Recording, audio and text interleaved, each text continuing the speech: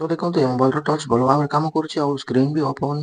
ତ ଦେଖନ୍ତୁ ଆମର ଚାର୍ଜର ଯେମିତି ହଟେଇଦବା, ଚାର୍ଜର ହଟେଇଲା ପରେ ପାୱାର କି ଗୋଟେ ଥର ପ୍ରେସ୍ କଲା ପରେ ମୋବାଇଲଟା ରିଷ୍ଟାର୍ଟ ହଉଛି। ଯଦି ଏ ପ୍ରକାର ଆପଣଙ୍କର ପ୍ରୋବ୍ଲେମ୍ ଅଛି ତାହେଲେ ଭିଡ଼ିଓଟି ଫାର୍ଷ୍ଟ ଟୁ ଲାଷ୍ଟ ପର୍ଯ୍ୟନ୍ତ ଦେଖନ୍ତୁ, ତାହେଲେ ଜାଣିପାରିବେ।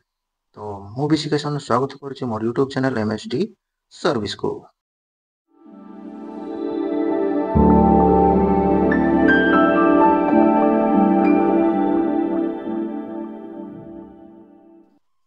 ତ ଦେଖିପାରୁଥିବେ ଏଇଟା ହେଉଛି ଓପୋ ମୋବାଇଲଟା। ତ ଆମର ଅଧିକ ଏ ପ୍ରକାର ପ୍ରୋବ୍ଲେମ୍ ହେଉଛି ମାନେ ସେଇଟା ଓପୋ ମୋବାଇଲରେ ବା ରିଏଲମି ମୋବାଇଲରେ ଏଇଟା ଅଧିକ କମନ୍ ପ୍ରୋବ୍ଲେମଟା। ତ ଏ ପ୍ରୋବ୍ଲେମ୍ ଆସିଲେ ଆମେ କେମିତି ରିପେୟାର କରିବା ଜାଣିବା ଏ ଭିଡ଼ିଓରେ। ତ ଦେଖନ୍ତୁ ଆମର ମୋବାଇଲଟା ଫାଷ୍ଟ ଡିସେମ୍ବଲିଂ କରିବାକୁ ପଡ଼ିବ ପ୍ରଥମେ। ତ ଦେଖନ୍ତୁ ଏ ମୋବାଇଲଟା କେମିତି ରିଷ୍ଟାର୍ଟ ମାରୁଛି। ତ ଦେଖନ୍ତୁ ଏ ପ୍ରକାର ରିଷ୍ଟାର୍ଟ ମାରୁଛି ଏ ମୋବାଇଲଟା। ଓପୋ ଲୋଗୋ ଆସିକି ପୁଣି ଥରେ ଆଉ ରିଷ୍ଟାର୍ଟ ହେଉଛି। ତ ମୋବାଇଲଟାକୁ ଡିସେମ୍ବଲିଂ କରିବା। ତ ଦେଖନ୍ତୁ ମୋବାଇଲଟା ଓପେନ୍ କରିଲା ପରେ ଆମର ବ୍ୟାଟେରୀ ଉପରେ କାମ ଅଛି।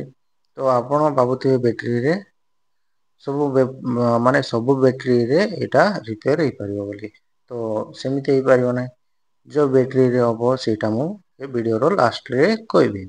ତ ଦେଖନ୍ତୁ ଭିଡ଼ିଓଟି ଫାର୍ଷ୍ଟ ରୁ ଲାଷ୍ଟ ପର୍ଯ୍ୟନ୍ତ, ଆଉ ଭିଡ଼ିଓରେ ଯଦି ଆପଣ ନୂଆ ଅଛନ୍ତି ତାହେଲେ ମୋ ଚ୍ୟାନେଲଟିକୁ ସବସ୍କ୍ରାଇବ୍ କରିଦିଅନ୍ତୁ, ଆଉ ଭିଡ଼ିଓଟି ଭଲ ଲାଗିଥିଲେ ଲାଇକ୍ ଗୋଟେ କରିଦିଅନ୍ତୁ। ତ ଦେଖନ୍ତୁ ବ୍ୟାଟେରୀ ଉପରେ ଯେଉଁ BMS ଲାଗିଛି ସେ BMSରେ ଆମର କାମ। ତ ଦେଖନ୍ତୁ ଏ BMS ଛୋଟ, କିନ୍ତୁ ଏ ଛୋଟ କାମ କରିଦେଲେ ଆପଣଙ୍କର ମୋବାଇଲ ରିଷ୍ଟାର୍ଟ ପ୍ରୋବ୍ଲେମ୍ କ୍ଲିୟର ହେଇଯାଇପାରିବ। ତ ଦେଖନ୍ତୁ ଏମିତି BMSଟାକୁ କାଢ଼ିଦେବେ, ଯେତିକି ଟେପ୍ ଅଛି ସବୁ କାଢ଼ିଦେବେ।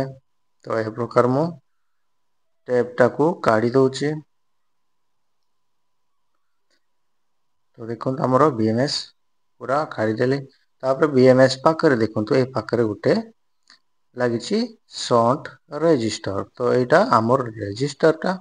ତ ଆମର ଏ ରେଜିଷ୍ଟର ଛୋଟ, କିନ୍ତୁ ଏଇଟା ପ୍ରୋବ୍ଲେମ୍ ହେଲେ ଆପଣଙ୍କର ମୋବାଇଲଟା ସେମିତି ରିଷ୍ଟାର୍ଟ ହଉଥିବ। ତ ଦେଖନ୍ତୁ ଆମର ଏ ରେଜିଷ୍ଟରକୁ କଣ କରିବା ନା, ଗୋଟେ ଜମ୍ପର ୱାୟାର ନେଇକି ଜମ୍ପର ୱାୟାର ସହିତ ଏଇଟାକୁ ସର୍ଟ କରିଦେବା, ବା ଯଦି ଆପଣ ଚାହୁଁଛନ୍ତି ତାହେଲେ ଏଇଟାକୁ କାଢ଼ିକି ମଧ୍ୟ ସେଇଠି ଗ୍ରାଉଣ୍ଡରେ ସର୍ଟ କରିପାରିବେ।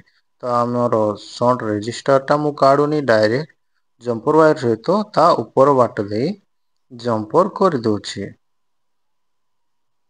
ତ ଆପଣଙ୍କର ଯେମିତି ସୁବିଧା ହେବ ସେମିତି କରିବେ। କାଢ଼ିକି ଜମ୍ପର କଲେ ହେବ, ବା ଏମିତି ମଧ୍ୟ ଜମ୍ପର କରିଦେଲେ ହେଇଯିବ। ତ ଆମର ଦେଖନ୍ତୁ ଭଲ ଭାବରେ ଆପଣଙ୍କର ଯେଉଁ ଜମ୍ପର ୱାୟାର ରହୁଛି ସେଇଟା ସହିତ ଜମ୍ପର କରିଦେବେ। ଜମ୍ପର କରିଲା ପରେ ଟିକେ କ୍ଲିନ୍ କରିଦେବେ। ତ ଦେଖନ୍ତୁ ଆମର ଏମିତି କରିଲେ ଆମର ମୋବାଇଲର ରିଷ୍ଟାର୍ଟ ପ୍ରୋବ୍ଲେମ୍ ସର୍ଟ ଆଉଟ୍ ହେଇଯାଇପାରିବ। ତ ଦେଖନ୍ତୁ ଆମର ଏ ରେଜିଷ୍ଟରଟାକୁ ଆମେ ସର୍ଟ କରିଦେଲେ, ତାପରେ ଭଲ ଭାବରେ ଯେମିତି ଥିଲା ସେମିତି ଫିଟିଂ କରିଦେବା। ଫିଟିଂ କଲା ପରେ ଆମର ମୋବାଇଲଟା ପୁରାପୁରି ଓକେ ହେଇଯିବ, ଆଉ ରିଷ୍ଟାର୍ଟ ପ୍ରୋବ୍ଲେମ୍ ଆସିବ ନାହିଁ। ତ ମୁଁ କହିଥିଲି ଏଇଟା ସବୁ ବ୍ୟାଟେରୀରେ ଏମିତି ଟ୍ରିକ୍ କାମ କରିବ ନାହିଁ। ଯେଉଁ ବ୍ୟାଟେରୀରେ କାମ କରିବ ସେଇଟା ହେଉଛି ଆପଣଙ୍କର ମୋବାଇଲ ସହିତ ଆସିଥିବ ଯେଉଁ ବ୍ୟାଟେରୀ ଅରିଜିନାଲ୍ ହେଇଥିବ, ସେଇ ବ୍ୟାଟେରୀରେ ହିଁ ସେ ରେଜିଷ୍ଟରଟା ଥିବ। ଆଉ ସେ ବ୍ୟାଟେରୀରେ ଆପଣଙ୍କର ଏମିତି ରିଷ୍ଟାର୍ଟ ପ୍ରୋବ୍ଲେମ୍ ହେଲେ ସର୍ଟ କରିଦେଲେ ସର୍ଟ କ୍ଲିୟର ହେଇଯିବ। ତ ଆଉ ଯଦି ଆପଣ ନର୍ମାଲ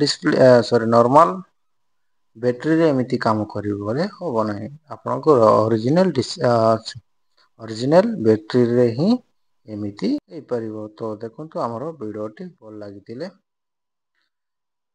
ଚ୍ୟାନେଲଟିକୁ ସବସ୍କ୍ରାଇବ୍, ଆଉ ଭିଡ଼ିଓଟି ଭଲ ଲାଗିଥିଲେ ଲାଇକ୍ ଗୋଟେ କରିଦେବେ। ତ ଦେଖନ୍ତୁ ଆମର ଦେଖିପାରୁଥିବେ ଏବେ ଆମର ସୁଇଚ୍ ଅଫ୍ କରିକି ସୁଇଚ୍ ଅନ୍ କରିଲା ପରେ ଯେତେବେଳେ ଆପଣଙ୍କର ପାୱାର ବଟନ୍ ଅନ୍ ଅଫ୍ କଲେ ମଧ୍ୟ ମୋବାଇଲଟା କିଛି ହେଉନି, ସବୁ ଠିକ୍ ଠାକ୍ ହେଇଗଲା। ତ ଥ୍ୟାଙ୍କ ୟୁ।